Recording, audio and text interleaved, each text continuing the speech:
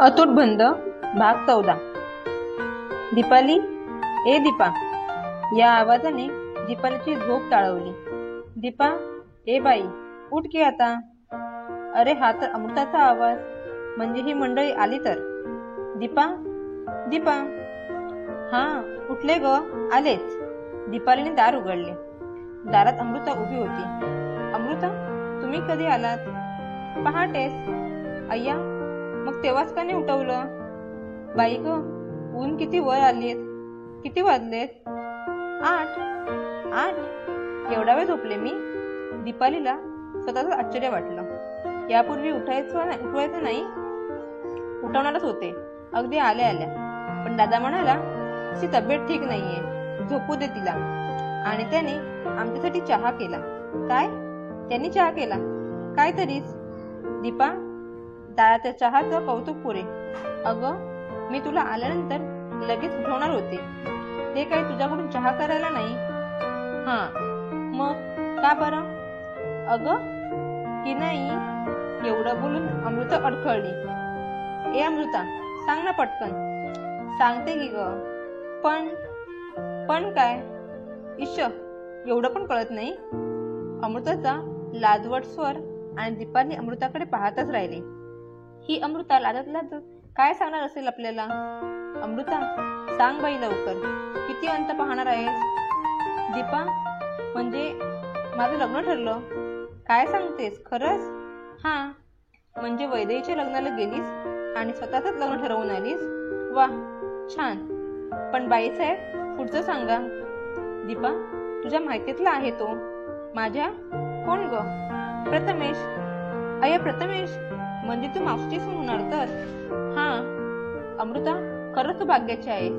मावशी चांगल्या आहेत, पण प्रथमेशही चांगला मुलगा आहे। ए, पण हे कसं जमलं सांग ना?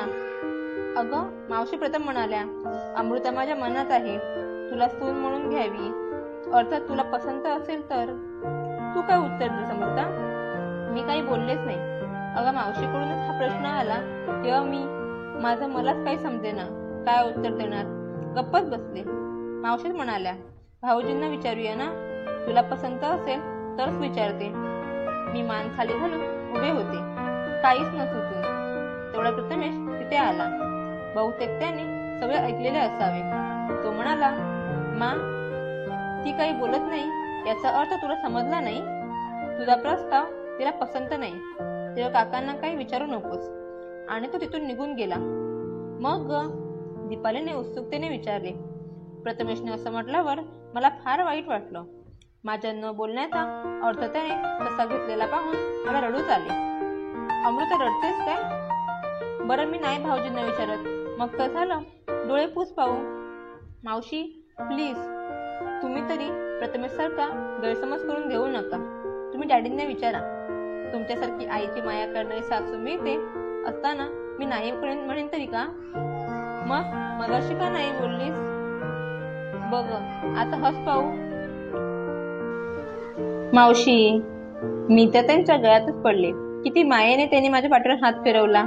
दीपा, आई मला आठवत नाही, पण मावशी ती उणीव भासू देणार नाही असं मला वाटतं। अमृता, प्रथमेशला तुझा होकार समजल्यावर तो काय म्हणाला? ईश, काहीतरीच काय विचारतेस? ए, सांगणार नाहीस का? आहा, बिलकुल नाही। अशा गोष्टी का कोणी सांगत असतं? कुणी सांगितले नाही तर त्या दुसऱ्याला समजणार तरी कशा? हा, कळेल। एखाद्या दिवशी कोणीतरी हळूच कानात येऊन सांगेल तेव्हा तरी कळेल ना। ए चुप, काहीतरीच तुझं। का आता काय लाजतेस? दीपाला रात्रीचे काय प्रसंग आठवले। रणजितचं त्याचं प्रेमळ बोलणं, हळूवार स्पर्श, छे छे, हे आपल्याला काही आठवायला नको। ए दीपा, बोलत का नाहीस? अमृता, मला खूप आनंद आहे। दीपा, आता तब्येतीची काही तक्रार चालणार नाही। फक्त 15 दिवस आहेत लग्नाला। फक्त 15? हा, त्यानंतर 4 दिवसांनी अमेरिका गाठायची आहे। बरं, दादा निघाला असेल, त्याला सांगते प्रथम दीपाला औषध दे, ती अंथरुणावर पडली तर साराच गोंधळ। ए अगं अमृता, मला काही झाले नाही, ऐक तरी। पण तिचं काही न ऐकता अमृता गेली। दीपालीने आपली रूम आवरली, झाडली। आता ती बाहेर पडणार तेवढ्यात रणजित ते आला। गुड मॉर्निंग दीपा, तब्येत काय म्हणते? मला कुठे काय झालंय? अगं पण अमृताने सांगितलंय तुझी तब्येत ठीक नाही. हे बघ, डॉक्टरांसमोर लाजू नये. काय होतं ते सांग तुला. काहीच होत नाहीये तर काय सांगू. रणजित पुढे आला. त्याने कपाळावरती हात ठेवला. ताप तर नाही, काहीच झाले नाही. सकाळी तुम्हीच माझ्या तब्येतीविषयी अमृताला काहीतरी सांगितले. ते तिला खरं वाटलं आणि आता तिने तुम्हाला सांगितले. बस एवढंच. दीपा, तुझ्यात मला कालपेक्षा प्रगती झाली. प्रगती कसली? माझ्याबरोबर बोलण्याची. बरं, निघू आता? अरे हो, अमृताने तिच्या लग्नाची बातमी दिली ना? झालं ते उत्तम झालं. प्रथमेश चांगला मुलगा आहे. हा, पण 15 दिवस आहेत लग्नाला. सगळी तयारी व्हायची आणि त्यानंतर अमृता जाईल. मी मात्र एकटी होईल.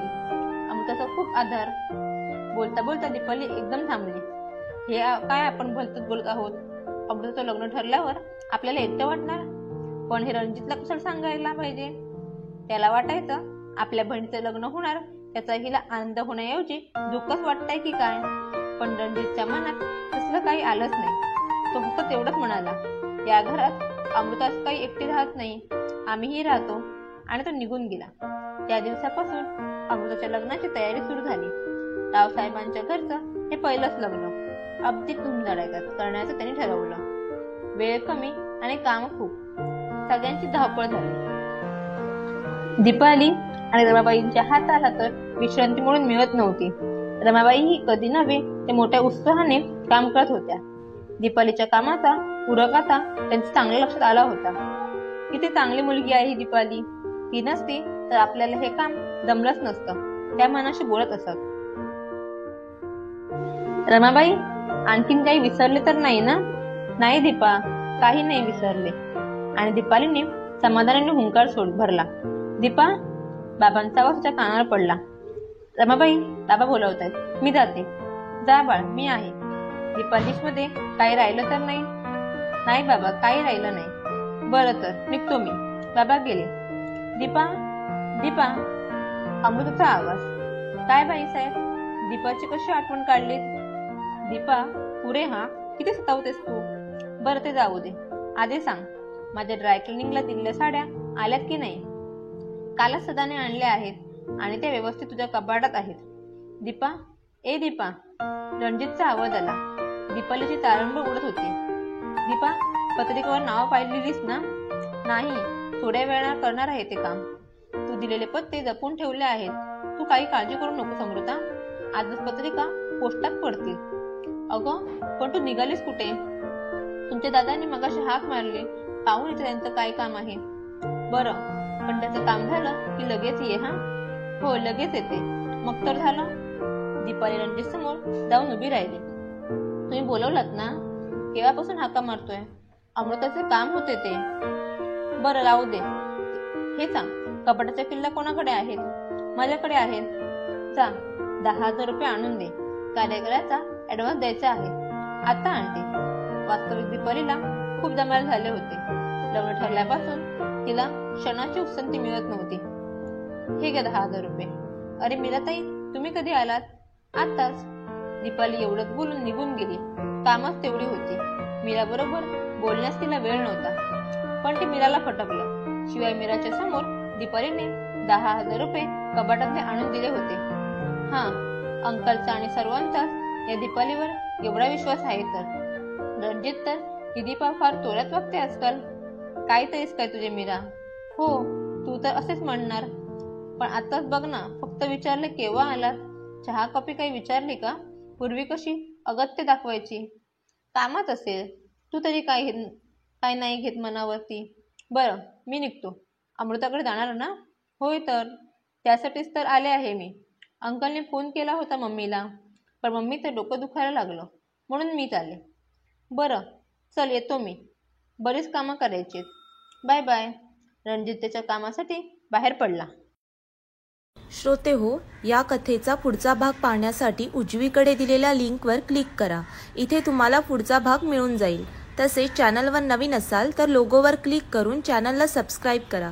कथा आवडली असल्यास लाईक, शेअर आणि कमेंट करा. धन्यवाद.